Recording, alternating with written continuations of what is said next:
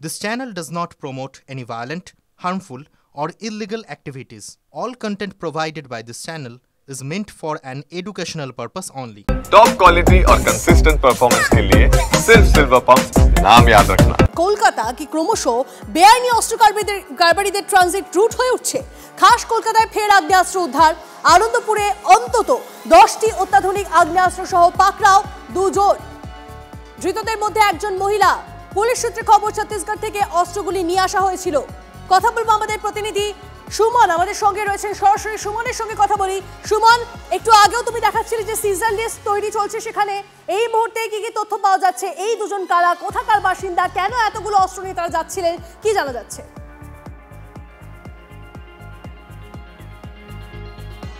দেখো, এসটিএফ যে দুজনকে গ্রেপ্তার করেছে তার মধ্যে একজন পুরুষ, একজন মহিলা।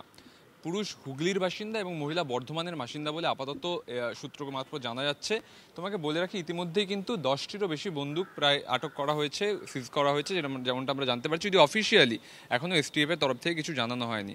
তাদের যে সিজ করার যে প্রক্রিয়া, বাজেয়াপ্ত করার প্রক্রিয়া, তা প্রায় শেষ এবং দুজনকে গ্রেপ্তার করা হয়েছে। এই অস্ত্র নিয়ে তারা কোথায় যাচ্ছিলেন তা এখনও পরিষ্কারভাবে জানা যাচ্ছে না। তবে বিশেষজ্ঞদের অনেকে বলছেন এই বন্দুকগুলো ছত্তিশগড়ের হওয়ার সম্ভাবনা রয়েছে।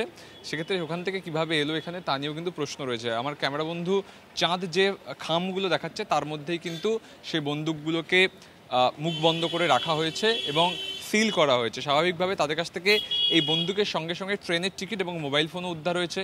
যদিও ট্রেনের টিকিট 29 তারিখের বলে জানা যাচ্ছে এবং যে মোবাইল ফোন উদ্ধার হয়েছে তাতে একাধিক সিম কার্ড পাওয়া গিয়েছে। সেখান থেকে তাদের কল রেকর্ডিং উদ্ধার করা হবে এবং বোঝার চেষ্টা করা হবে যে ঠিক কী উদ্দেশ্যে কোথায় এই অস্ত্রগুলোকে নিয়ে যাচ্ছিলেন তারা, বা ঠিক কী উদ্দেশ্য ছিল। এখন এসটিএফ তাদের কাজ কমপ্লিট করছে এবং তারপর এদেরকে কিন্তু আদালতে তোলা হবে আগামীকাল, তেমনটাই আমরা সূত্র মারফত জানতে পারছি। তন্নিষ্ঠা, বেশ, নজর রাখো সুমন, ধন্যবাদ।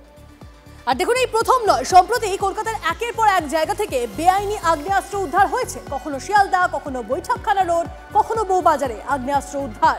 গ্রেপ্তার হয়েছে ভিন রাজ্যের দুষ্কৃতীরা। তারপরেও ফের আগ্নেয়াস্ত্র উদ্ধার কলকাতায়। 9 নভেম্বর 2024 বৈঠকখানা বাজারে 5টি আগ্নেয়াস্ত্র, 90 রাউন্ড কার্তুজ উদ্ধার। 27 জানুয়ারি বৈঠকখানা রোডে 2টি আগ্নেয়াস্ত্র উদ্ধার। 16 মার্চ শিয়ালদা স্টেশনে উদ্ধার 6টি আগ্নেয়াস্ত্র। 8ই ফেব্রুয়ারি বড়বাজারে আগ্নেয়াস্ত্র সহ ধৃত উত্তরপ্রদেশের দুষ্কৃতী। গত 15ই নভেম্বর এই আনন্দপুরেই সুশান্ত ঘোষের উপর আগ্নেয়াস্ত্র চড়াও হয়। আগ্নেয়াস্ত্র নিয়ে চড়াও হয় দুষ্কৃতীরা।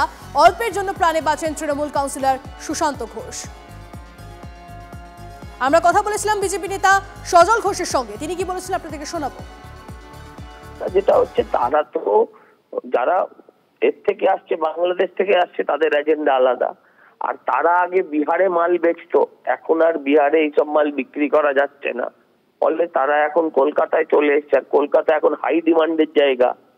হ্যাঁ, কিন্তু মুশকিল হচ্ছে যে কি বলবো সেটা মানে ভেবে পাচ্ছি না। এই 7 দিন আগে এটা নিয়ে যা বলেছি সেটা যদি আপনাদের আর্কাইভে থাকে সেটাই চালিয়ে দিন, কারণ এটা এখন একটা ডেইলি অ্যাফেয়ার্স হয়ে গেছে।